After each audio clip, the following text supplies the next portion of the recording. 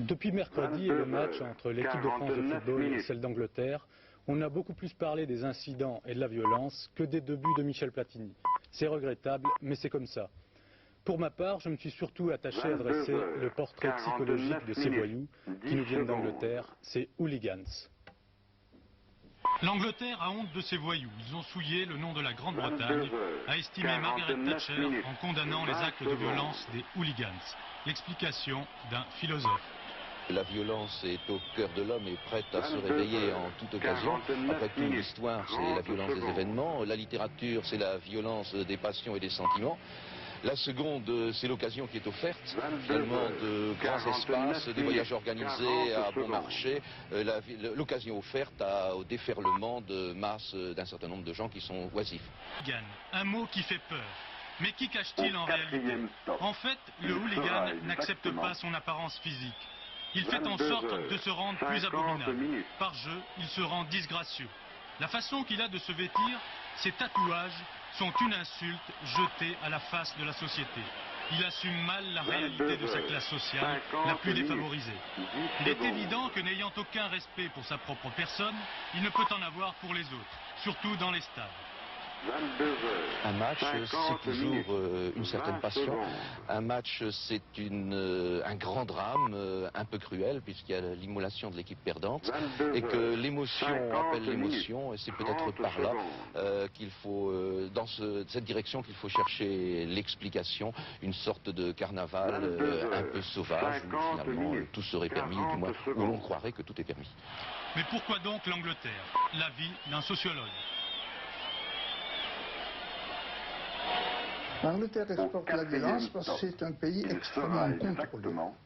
Pour le self-control, comme ils disent, le contrôle de ses émotions est une sorte de religion, et dans laquelle ils réussissent tout spécialement.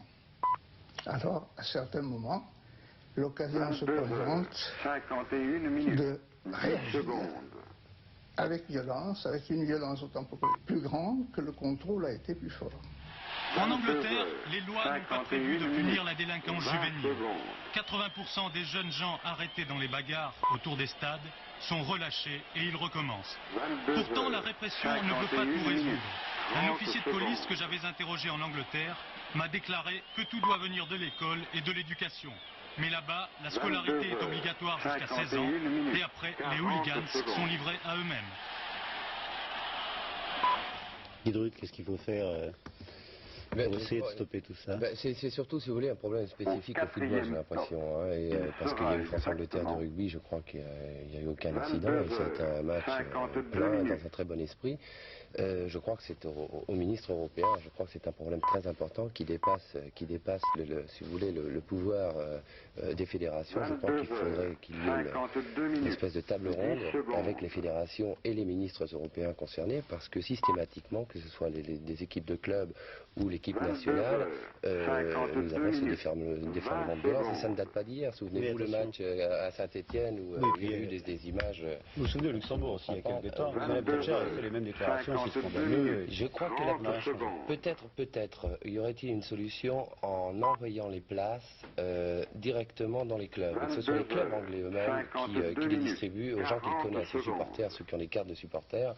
Et je crois qu'au niveau des frontières, alors là, c'est là qu'il faudrait faire le cordon de sécurité. Il paraît que les Français, les Anglais ont bon dos dans cette affaire. Les Anglais ont bon dos dans cette affaire, et qu'il y avait aussi quelques Français déguisés, pseudo-militaires qui viennent avec leur matraque, leur machette. Il y a toujours des activités, vous savez, dans tous les rassemblements de foule, et le stade est un rassemblement de foule. Je crois que il ne faut pas s'arrêter, si vous voulez, pour juger un sport sur ce genre de débordement, mais le prendre en considération parce que c'est un problème très important, et essayer de le juguler tout de suite. Je retiens votre idée, elle est bonne d'ailleurs, d'envoyer les places directement au club, comme ça c'est le club anglais qui saura exactement à qui il distribue ça. C'est eux qui ont la responsabilité, parce que de là, actuellement, on ne sait pas sur qui rejeter la responsabilité. Là, j'ai de bonnes idées quand même. On va parler des Jeux Olympiques beaucoup depuis le début de cette émission. On essaye de